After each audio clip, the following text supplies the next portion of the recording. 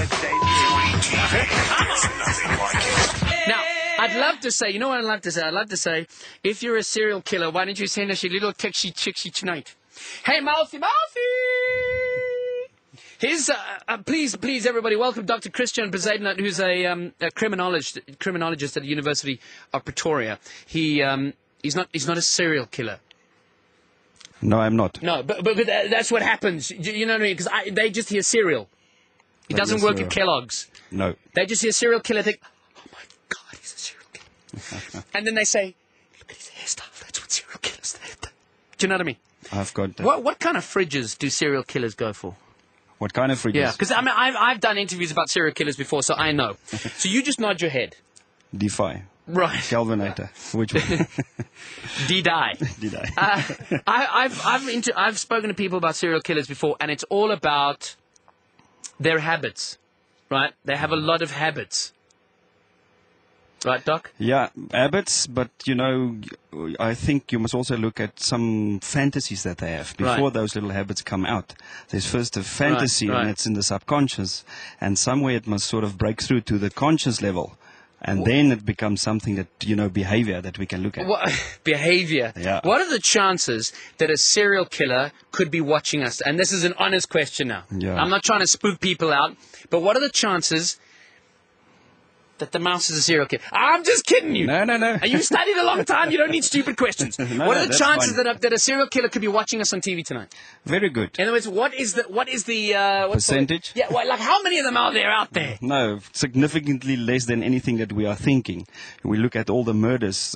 Serial killing is really not significant, and we don't really have to care about that, you know, in the statistics. But we have to worry, and there's definitely somebody watching us in Africa tonight. Are serial killers born, or is it like the whole gay debate? No, it's definitely a person that's predispositioned, and if you look at the so they're born. Not necessarily. Let's look at the nature-nurture issue first. I'll get to that one quickly. You're not going to come up with that rubbish about shame. The poor guy wasn't fed and didn't have a roof over his house, and his father beat him, and that's why he turned into a vicious murdering person. Some of them become very successful people. George Bush killed animals. He kicked frogs aloud. I can't. What is this? Like show number 4 of Killy TV? Now we're being pulled because the guest said something about George Bush. That wasn't me. No, let me finish this one. And he's still a president of a hunting club, and he killed a lot of animals. You know, referring back to the mouse that was so tortured, you know, in our country.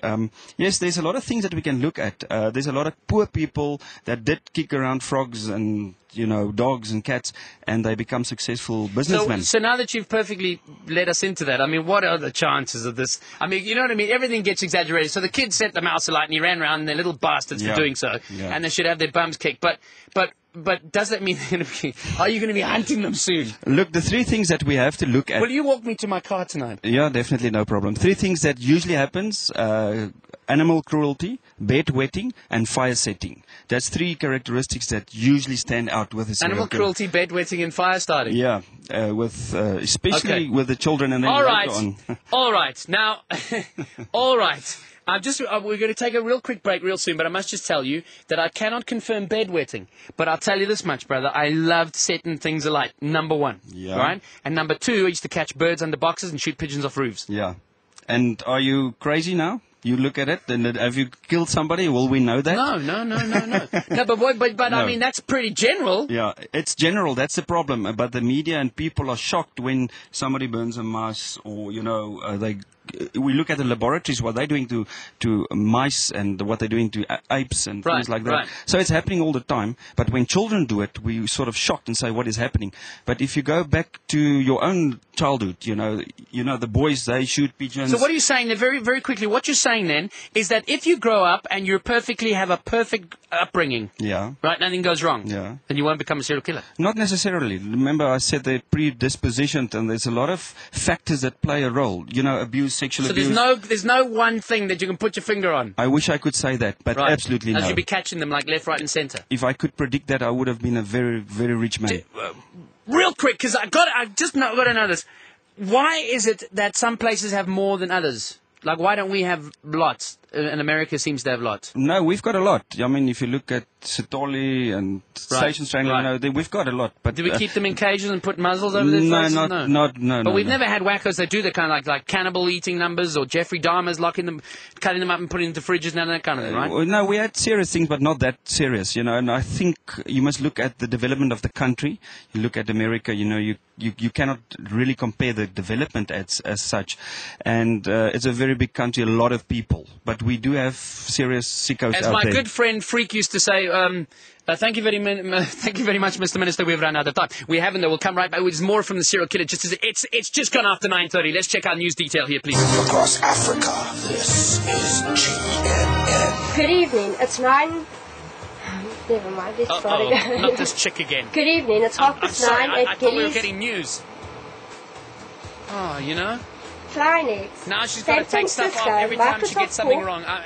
said it is teaming up with Linux Supplies, Zen Could this Source, have been to my allow upbringing, computers Doctor? to run the That upcoming led me to version make of TV line Microsoft radio? Windows Well, Server absolutely. operating system on computers that are simultaneously running Linux software. In the latest sign that it is dropping its resistance to Linux software. Maak kyk die televisie. Sy trek goed uit.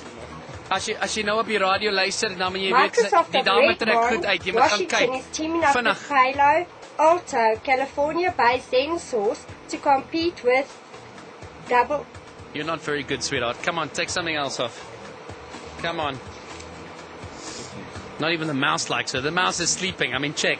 VMware, now the biggest supplier of so-called virtualization software. That's what we used to call the swart gevaar. Virtualization software functions at a more basic level than operating systems such as Windows or Linux to allow fundamentally different software programs to run on the same microchip. Can she make it This the whole way allows through raw without software to showing be us run the on each 54th country computer, in Africa? cutting overall Can she? hardware costs for Or businesses. can't she? As a result of the collaboration, You're the doing next version well. of Windows You're doing so Server well. Come on, you're doing so. Oh no! Oh no! This is Venus at Gilly TV News. Back to the studio. That day, nothing like it.